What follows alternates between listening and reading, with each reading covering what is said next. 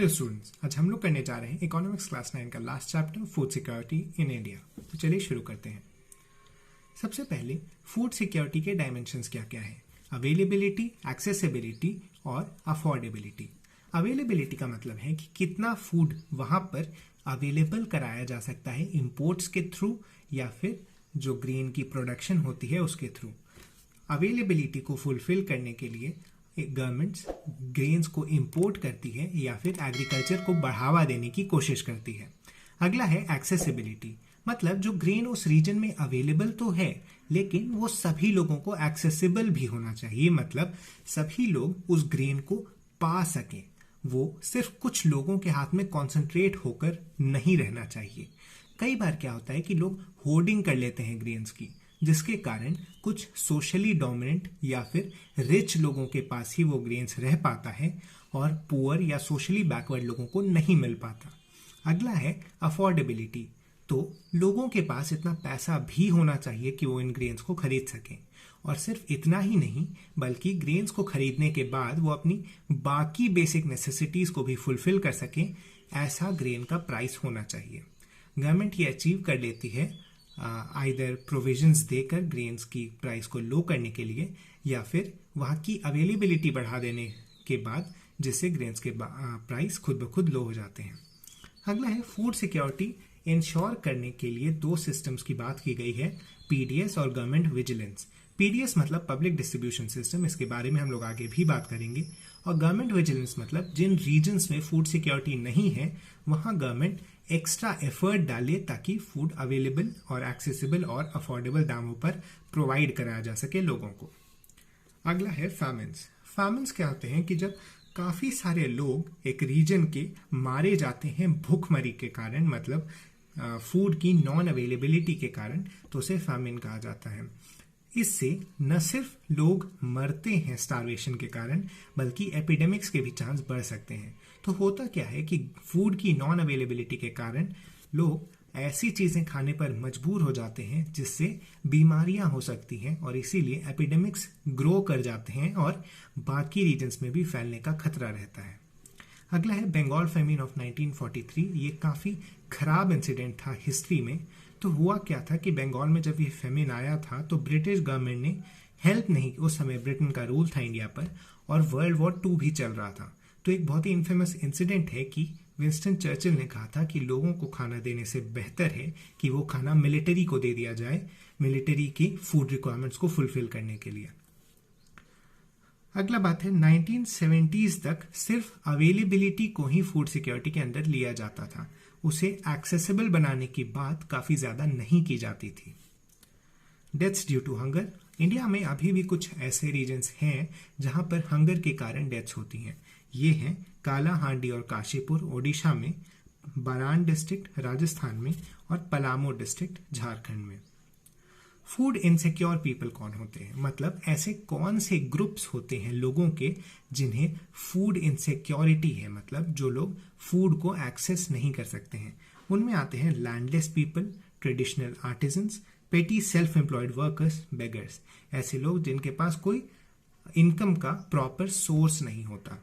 अगला है families with ill paid working members, मतलब कई बार क्या होता है कि परिवार में कुछ ही लोग कमाते हैं और उनकी जॉब्स भी जब काफी इल पेड मतलब कम पैसे वाली होती है तो उस पूरी फैमिली पर ही फूड इनसिक्योरिटी का खतरा बन जाता है।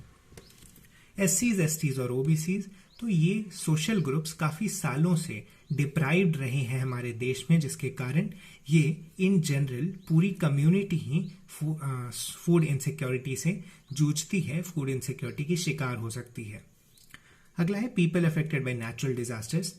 तो आप खुद सोच कर देख सकते हैं कि अगर किसी रीजन में बार बार फ्लड्स या अर्थक्वेक्स आते हों तो वहाँ के लोग फूड पर खर्चा करने के बदले अपने आप को बचाने के लिए या अपने घर को बार बार रीबिल्ड करने पर ही खर्चा करना पड़ता है और वहाँ एपिडेमिक्स की भी संभावना बढ़ जाती है, जिसके कारण वो लोग फूड इनसिक्योर हो जाते हैं। आइदर वो अपने सारे पैसे को खर्च करके या फिर अगर वो उस रीजन को छोड़कर कहीं दूसरी जगह माइग्रेट कर जाते हैं तो उस नई जगह में भी उन्हें सेटल करने में थोड़ा टाइम लगता है और वो लोग फूड इनसिक्योरिटी का शिकार हो जाते हैं। इसके बाद है women, pregnant and nursing mothers and children below 5 years of age. ये बात की गई है कि एक फैमिली के अंदर फूड इनसिक्योर सबसे ज़्यादा कौन कौन हो सकता है। वुमेन, प्रेग्नेंट और नर्सिंग मदर्स। तो प्रेग्नेंट और नर्सिंग मदर्स की फूड रिक्वायरमेंट ज़्यादा होती हैं, इसी के लिए उन्हें फूड सिक्योरिटी का खतरा भी ज़्यादा रहता है उस फैमिली के बाकी मेंबर्स के कंपैरिजन में। वुमेन के साथ काफ़ी डिस्क्रिमिनेशन भी देखा जाता है आज भी इंडिया में कई जगहों पर, जिस कारण वुमेन भी फूड इनसिक्योर लोगों की कैटेगरी में आती हैं। इसके साथ ही चिल्ड्रन भी 5 साल से नीचे के, उनके भी फूड रिक्वायरमेंट ज़्यादा होते हैं, जिसके कारण एक नॉर्मल फैमिली में उन्हें फूड इनसिक्योरिटी का खतरा ज़्यादा रहता है। अगला है states with food insecure people. UP, eastern Uttar Pradesh. तो वेस्टर्न उत्तर प्रदेश में एग्रीकल्चर रिवोल्यूशन के बाद काफ़ी सुधार हुआ है और बाद में वहाँ दिल्ली के रीजन में, दिल्ली से प्रॉक्सिमिटी के कारण काफ़ी डेवलपमेंट भी देखने को मिला है, जिसके कारण ईस्टर्न उत्तर प्रदेश आज भी फूड इनसिक्योर है। इसके साथ बिहार, झारखंड, ओडिशा, वेस्ट बंगाल, छत्तीसगढ़, एमपी और महाराष्ट्र। तो ये मेनली वही रीजन है जहाँ पर आइदर ट्राइबल लोग रहते हैं या फिर जहाँ पर सोशली बैकवर्ड लोग रहते हैं, जैसा हमने पहले डिस्कस किया है कि ऐसे लोग फूड इनसिक्योर होते हैं। हंगर 2 तरीके का होता है, क्रोनिक और सीजनल। क्रोनिक हंगर मतलब उन्हें साल भर ही कम इनकम के कारण हंगर झेलना पड़ता है और वो पूरे साल ही लगभग हंगर के शिकार होते हैं। सीजनल हंगर एक ऐसा हंगर है जिसमें कुछ सीजन्स में काम नहीं मिलने के कारण लोग हंगर का शिकार हो जाते हैं, मतलब उनकी फूड रिक्वायरमेंट्स पूरी नहीं हो पाती। ग्रीन रिवोल्यूशन एक सक्सेस था और उसे मार्क करने के लिए मिसेस इंदिरा गांधी ने व्हीट रिवोल्यूशन के नाम का एक स्टैम्प निकाला था जुलाई 1968 में। पंजाब और हरियाणा में व्हीट की प्रोडक्शन में काफ़ी हाई ग्रोथ देखा गया था। Maharashtra, MP, Bihar, Odisha, north eastern states में ग्रोथ तो हुई थी, लेकिन काफ़ी तेज़ ग्रोथ नहीं हुई थी। यहाँ उतना ज़्यादा इन्वेस्टमेंट नहीं मिला था नए एग्रीकल्चरल टेक्निक्स को, इसीलिए ये हमने द विलेज ऑफ पालमपुर में भी देखा था कि ग्रीन रिवोल्यूशन के सक्सेस को रोकने वाली जो कुछ फैक्टर्स थी उनमें एक ये भी था कि ये लिमिटेड रीजन्स में ही हुआ था, मतलब बाकी रीजन्स के किसानों ने इतना इन्वेस्टमेंट नहीं किया था, इसलिए ग्रीन रिवोल्यूशन वहाँ पर पूरी तरह से सक्सेसफुल नहीं हो सका था। तमिलनाडु, आंध्र प्रदेश में राइस की यील्ड बहुत ज़्यादा बढ़ी थी। ये राइस ग्रोइंग रीजन्स हैं इंडिया के, इसीलिए यहाँ राइस के प्रोडक्शन में ग्रीन रिवोल्यूशन आया था। बफर स्टॉक क्या होता है कि व्हीट और राइस की कुछ स्टॉक्स गवर्नमेंट रखती है फूड कॉर्पोरेशन ऑफ इंडिया के थ्रू। ये सरप्लस स्टेट से लिया जाता है और उन स्टेट्स को प्रोवाइड करने की कोशिश की जाती है जहां पर फूड इनसिक्योरिटी ज़्यादा है, मतलब खाने की कमी है या फिर खाने के दाम बहुत ज़्यादा है। फार्मर्स को मिनिमम सपोर्ट प्राइस दी जाती है, ये सोइंग के पहले ही डिक्लेयर हो जाता है और फार्मर्स को कुछ इंसेंटिव्स मिल जाते हैं इसके जरिए, क्योंकि सोइंग के पहले दाम डिक्लेयर हो जाने पर फार्मर्स को एक अश्योरेंस मिल जाती है कि उन्हें उनके क्रॉप के लिए इतनी प्राइस मिलेगी। ग्रेन्स को इशू प्राइस पे डेफिसिट रीजन्स में दिया जाता है। इशू प्राइस काफ़ी कम होता है जिसके कारण अफोर्डेबिलिटी बढ़ जाती है खाने की। पब्लिक डिस्ट्रीब्यूशन सिस्टम हमने शुरू में देखा था, गवर्नमेंट विजिलेंस और public distribution system major factors होते हैं फूड सिक्योरिटी इंश्योर करने के लिए।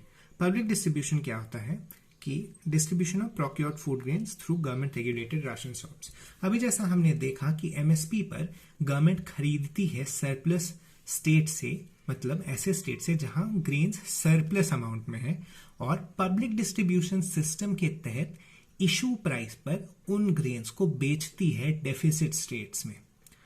तो फेयर प्राइस शॉप सेटअप करती है गवर्नमेंट, जिसमें food grains, sugar, kerosene oil, मतलब रोजमर्रा की जो जरूरी चीजें हैं, माने जो सबसे बेसिक नीड्स हैं किसी भी फैमिली की हमारे देश में, वो इन पीडीएस शॉप से फुलफिल करने की कोशिश की जाती है।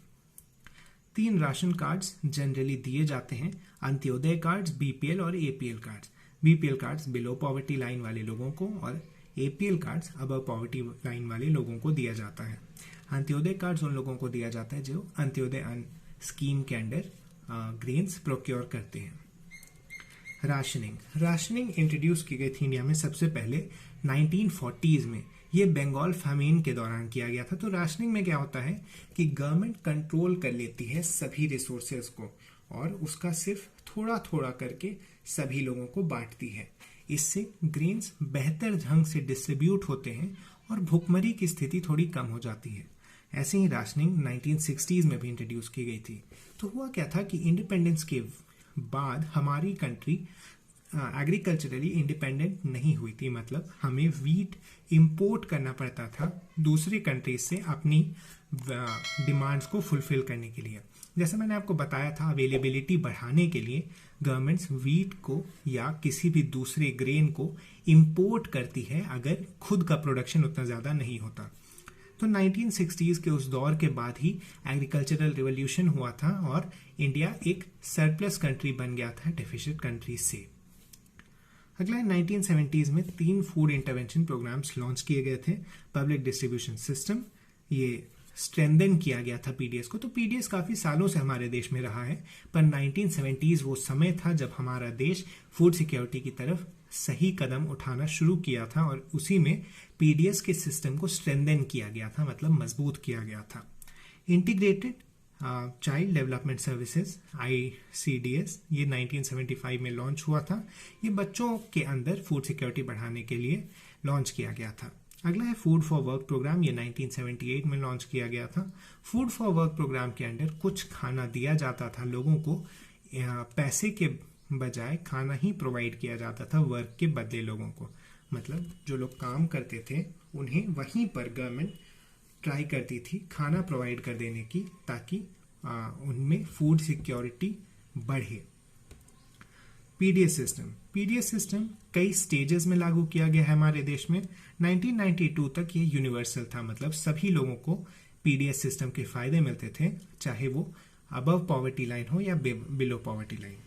1992 में रिवैम्प्ड पीडीएस लॉन्च किया गया, जो कि बैकवर्ड रीजन्स में फूड सिक्योरिटी कर पाता इंश्योर। जैसा हमने बताया था कि कालाहांडी, पलामू जैसे डिस्ट्रिक्ट्स में आज भी भुखमरी से मृत्यु होती है, और वैसे ही स्टेट्स जो कि झारखंड, बिहार, ईस्टर्न उत्तर प्रदेश, महाराष्ट्र जैसे स्टेट्स में फूड इनसिक्योरिटी ज्यादा है। तो इन स्टेट्स को रिकॉग्नाइज करके गवर्नमेंट ने यहाँ पर रिवैम्प्ड पीडीएस लॉन्च किया था, ताकि इन रीजन्स को स्पेसिफिकली भुखमरी से मुक्त किया जा सके। अगला है 1997 में टारगेटेड पीडीएस लॉन्च किया गया था। इसमें पहली बार पुअर और नॉन पुअर लोगों के लिए अलग अलग रेट्स फिक्स की गई थी। 2000 में अंत्योदय अन्न योजना लॉन्च किया गया था, जो कि पुअरेस्ट ऑफ द पुअर लोगों के लिए होता है। अंत्योदय कार्ड्स के बारे में मैंने आपको बताया था, तो ये उन लोगों को दिया जाता है जो कि पुअर डिस्ट्रिक्ट्स में भी काफ़ी पुअर लोग होते हैं, मतलब पुअरेस्ट ऑफ द पुअर उसे ही कहा जाता है। 2000 में अन्नपूर्णा स्कीम, ये इंडिजेंट सीनियर सिटीजन्स के लिए था, मतलब जो सीनियर सिटीजन्स ऐसे सीनियर सिटीजन्स जिन्हें किसी और पर डिपेंडेंट रहने की ज़रूरत नहीं थी अब, क्योंकि उन्हें गवर्नमेंट अन्नपूर्णा स्कीम के अंडर ग्रेन्स प्रोवाइड कर रही थी। तो होता क्या है कि रिटायरमेंट के बाद क्योंकि एक सैलरी नहीं रहती, तो हो सकता था कि सीनियर सिटीजन्स में फूड इनसिक्योरिटी बढ़ती। तो गवर्नमेंट ने पहले ही ऐसी स्कीम को लॉन्च कर दिया जिससे ऐसी स्थिति कभी भी फ्यूचर में ना बने। अगला है कोऑपरेटिव्स का रोल काफ़ी ज़्यादा रहा है पीडीएस सिस्टम को लागू करने में या फिर फूड सिक्योरिटी इंश्योर करने में। तमिलनाडु में 94% पीडीएस शॉप्स कोऑपरेटिव्स रन करती हैं। दिल्ली में मदर डेयरी मिल्क और वेजिटेबल्स को गवर्नमेंट की सप्लाई रेट्स पर सप्लाई करती है। गुजरात में अमूल, जो कि वाइट रेवोल्यूशन लेकर आया हमारी कंट्री में, वो है सिचुएटेड। महाराष्ट्र में academy of development sciences ADS ने ग्रेन बैंक सेटअप की हैं लोगों को फूड प्रोवाइड करने के लिए। तो कोऑपरेटिव्स की एग्जांपल मैंने आपको पॉवर्टी में भी बताया था। पॉवर्टी की भी वीडियो का लिंक मैंने डाला है डिस्क्रिप्शन में, आज ही वो रिलीज हुआ है। तो कोऑपरेटिव्स के कारण ही जो पीडीएस सिस्टम तमिलनाडु और बाकी सदर्न स्टेट्स में है वो इतने अच्छे से लागू हो पाया है। इन्हीं कोऑपरेटिव्स का रोल देखते हुए हमारी कंट्री चाहती है कि पीडीएस स्कीम को और ज़्यादा कोऑपरेटिव्स के हवाले किया जाए, ताकि ऐसे सिस्टम्स लोगों की भलाई के लिए यूज़ किया जा सके। पीडीएस शॉप्स के कुछ डिसएडवांटेजेस के बारे में भी एनसीईआरटी में बात की गई है, जैसे पीडीएस शॉप्स के ओनर्स कई बार ग्रेन्स को नॉर्मल मार्केट में बेच देते हैं, या अबव पॉवर्टी लाइन वाले लोगों के लिए उतने इंसेंटिव्स नहीं हैं। तो इनके बारे में भी आप अपने थ्योरेटिकल एग्जाम के लिए पढ़ लें। इसी के साथ ये चैप्टर खत्म हुआ। आज के जो 2 क्वेश्चंस हैं वो है, व्हेन वाज अंत्योदय अन्न योजना लॉन्च्ड, और when was rationing first introduce. नीचे आप कमेंट्स में इसके आंसर लिख सकते हैं। Thank you.